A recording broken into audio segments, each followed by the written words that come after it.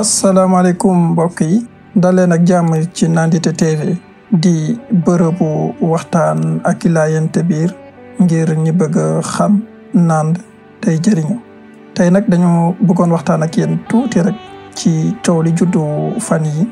ci examen wu xale yu CM2 yi maanaam CFEE ak entrée en sixième 2023 bi moo concerné woon rek épreuve mathématiques yi ci pàcc bi ñu tuddee contrôle de compétence te xale yi waroon caa def lu ñuy naan résolution de problème. waxtaan bi nag day tënku ci juróomi tomb ci tomb bu njëkk bi dinaa leen jàngal épreuve bi ci tomb ñaareel bi ma won leen yoon wi xale yi mënoon jaar ngir résoudre problème bi ci tomb ñetteel bi dinaa jàngat jafe-jafe yi xale yi mënoon am ngir trouver problème bi. buñ ci jógee ñu taxaw seetlu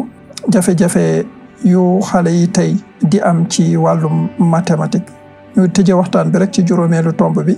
joxe fa suñu xalaat ci yenn coppite yu njàng mi fas yéene rek taxawaayu waajuru ndongo xanaa rek ñu tàmbali ak tomb bu njëkk bi di wàllum épreuve bi mooy noonu épreuve mathématique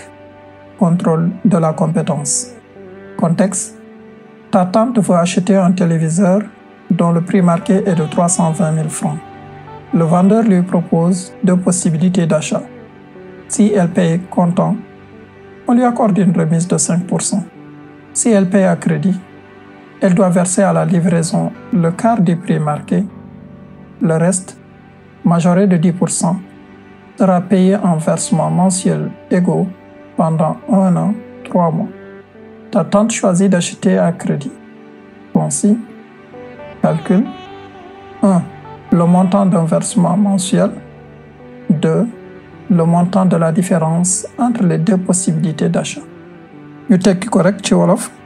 sa tante wala sa tata dafa bëgg jënd ab téléviseur njëkk bi ñu ci bind mooy 320 000 francs maanaam juróom benn fukki junni ak ñeent jaaykat bi nag may na ko mu tànn benn ci ñaar yi bu njëkk bi mooy mu fay teew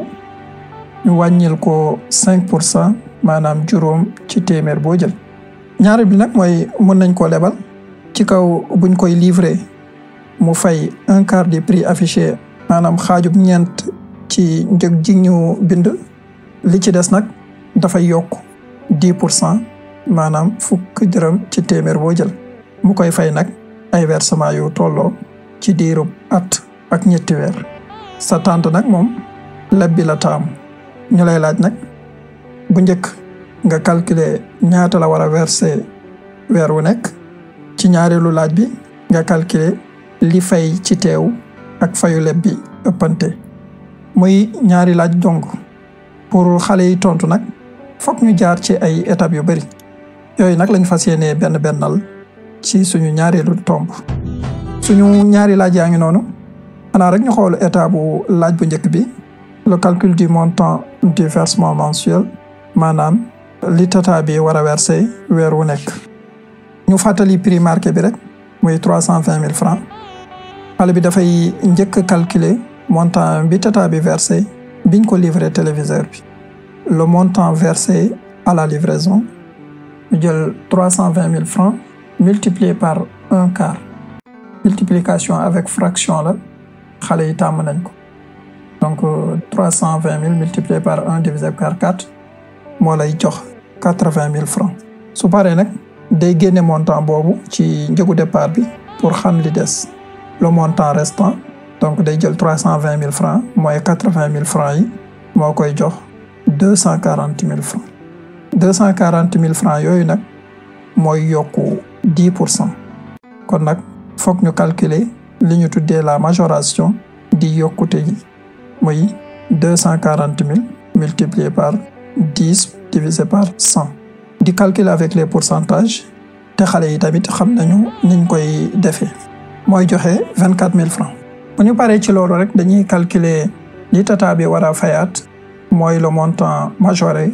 ou le montant à payer après majoration. étape bi nag mën naa xaw a jafe tuuti ci xale yi ndax ñu bari mën nañ koo tëb waaye nag lu mënta ñàkk la nii lañ koy defee dañuy jël le montant restant yokk ci la majoration maanaam 240 000 francs plus 24 000 francs moo lay jox 264 000 francs mooy li mu war a fay ci at ak ñetti weer. bu ko defee ba pare nag boobu la xale bi di doog a mën a tontu ci laaj bu njëkk biñ ko laaj muy le montant d'un versement mensuel. ñu fàttali ni 1 an 3 mois mooy 15 mois donc day jël 264 000 yi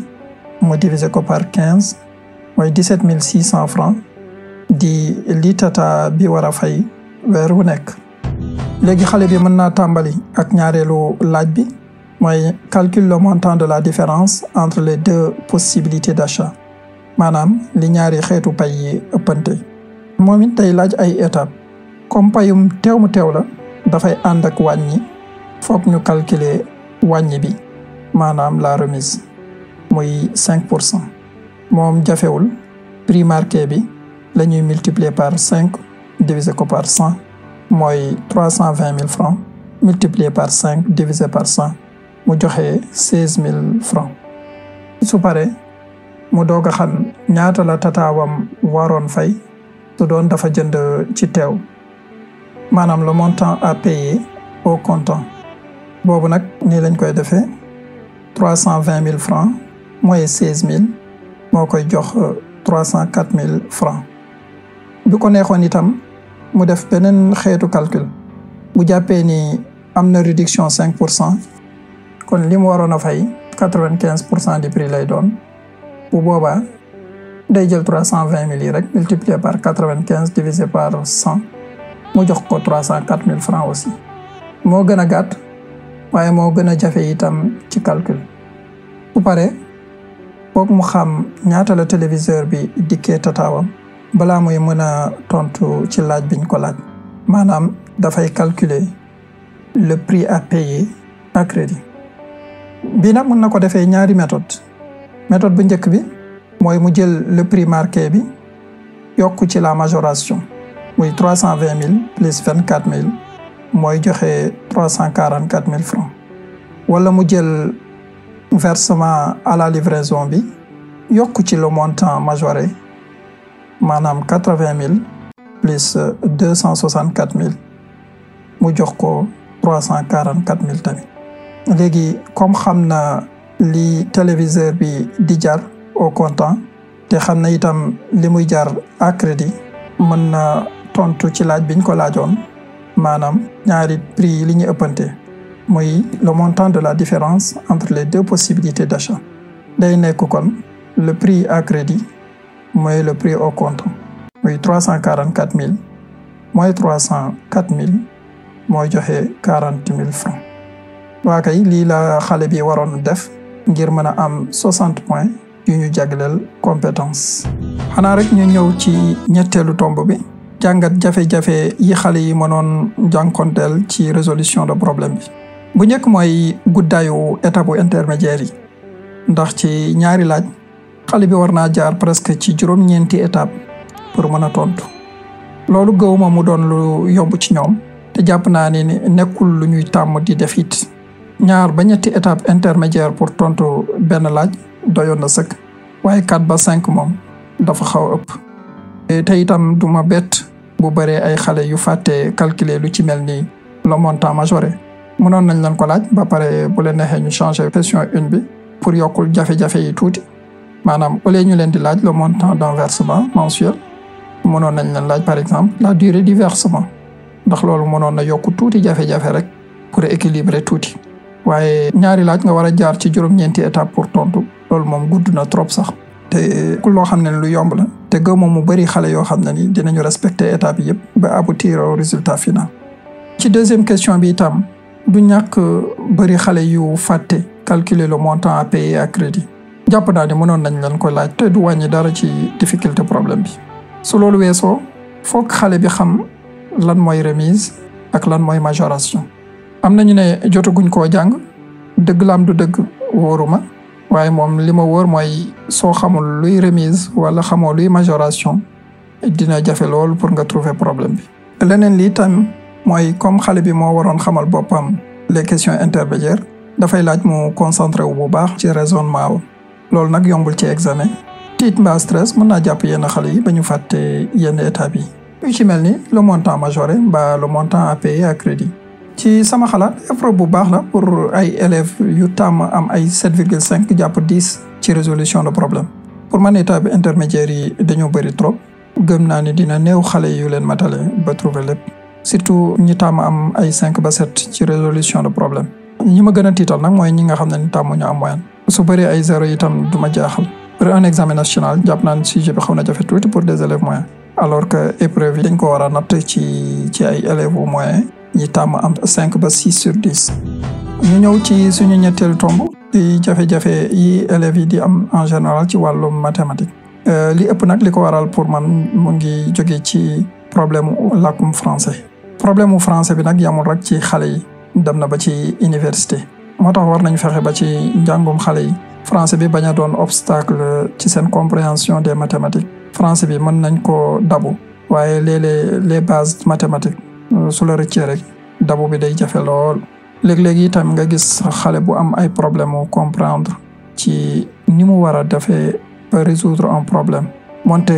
boo ko joxee ay exemple yu concret mu jox la résultat bi. waaye nag dafay am toujours ay problème pour génne étape yi mu war a jaar pour trouver la solution.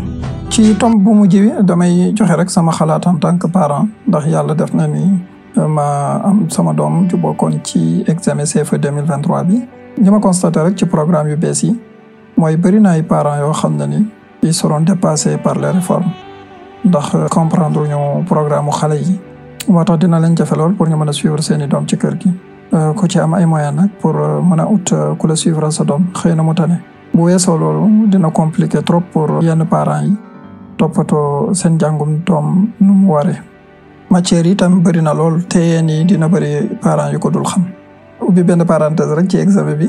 li ma war mooy épreuve arabe bi. néew na ay élèves yi xam dara ci lañ leen biddal. pour man war nañ seetaat njàngum primaire bi bu baax ñu accentuer ko plus sur les langues les mathématiques et les initiations à la technologie. te surtout fexe ba xale yi comprendre concept yi te ñu bañ a yam rek ci di leen mën a tudd.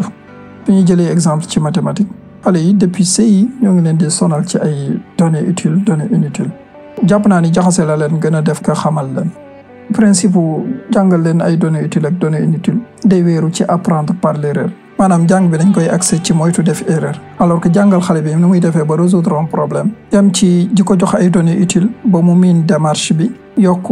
les difficultés au fur et à mesure jox ko lu yomb mu def ses démarches bu defee erreur nag nga fexe ba mu tirer ay leçons ci erreur yooyu mu def jàpp naa ni man moo gën a mën a joxe résultat. perception wu parent la parce que yow sa bopp da nga ciy toog di ko jéem a expliquer xale yi mais da ngay rendre compte ni ñoom duñ ko comprendre. en plus que am na ci ñoo xam ne ni nee nañu à partir de CM1 la ñu commencé xam lan mooy vraiment données utiles alors que depuis seen CI chaque jour ñoo ngi leen di sonal données utiles données inutiles. lu tax mënuñu xaar kon ba à partir de ces âges là fekk xale bi commencé na am un peu plus de maturité que commencé na miin langue bi ñu door a introduire ces concepts là. waaye tel qu'on introduire aussi depuis le CI jàpp naa ne deful lu dul jaxase xale yi parce que xale yi moom instant boobu vocabulaire la ñuy recherche soo leen waxee mot bi la ñuy gën a jàpp.